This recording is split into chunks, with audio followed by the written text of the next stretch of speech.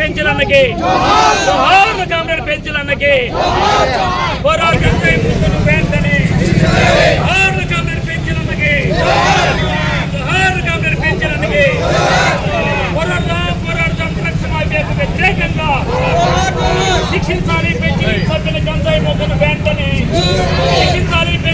గంజాయి డ్రగ్స్ కు వ్యతిరేకంగా సిపిఎం పార్టీ కార్యకర్త ప్రజానాట్య మండలి కళాకారుడు అక్కడ ఆ కాలనీలో మనకి నెల్లూరు నగరంలో ఉన్నటువంటి ఒక ప్రాంతంలో ఈ గంజాయి డ్రగ్స్ ని వ్యతిరేకిస్తూ అక్కడ యువతని చైతన్యపరుస్తూ ప్రజల్ని చైతన్యపరుస్తూ గంజాయి డ్రగ్స్ ను అరికట్టేటువంటి చైతన్యాన్ని ప్రజల నుంచి తీసుకొచ్చాడు.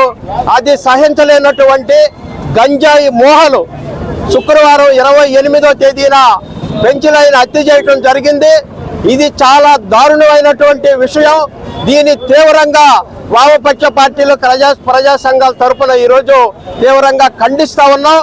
గంజాయి డ్రగ్స్ రెంటిని కూడా ఉక్కుపాదంతో అణిచివేస్తాము అని చెప్పి అధికారంలోకి వచ్చినటువంటి కూటమి ప్రభుత్వం ఈ రోజు అధికారంలోకి వచ్చిన తర్వాత మరి గంజాయి డ్రగ్స్ ఈ రోజు విచ్చలవిడిగా ఈ రోజు నడుస్తా ఉందంటే రాష్ట్ర ప్రభుత్వం ఒక వైఫల్యం అని చెప్పేసి ఈ రోజు మేము చెప్తా ఉన్నాం. వామపక్ష పార్టీలుగా సిపిఎం పార్టీగా ఇప్పటికైనా రాష్ట్ర ప్రభుత్వం గంజాయి డ్రగ్స్ ఇతర మాదక ద్రవ్యాలను వెంటనే అరికట్టాలి. అరికట్టేంత వరకు కూడా ఈ పోరాటాన్ని రాష్ట్ర వ్యాప్తంగా కూడా కొనసాగిస్తాం. పెంచలయ్య హత్య కేసుల నిందితులని కఠినంగా శిక్షించాలి. మరొక ఘటనలు ఇట్లా జరగకుండా రాష్ట్ర ప్రభుత్వం కఠినమైనటువంటి చర్యలు తీసుకోవాలని చెప్పేసి ఈ సందర్భంగా డిమాండ్ చేస్తా ఉన్నాం.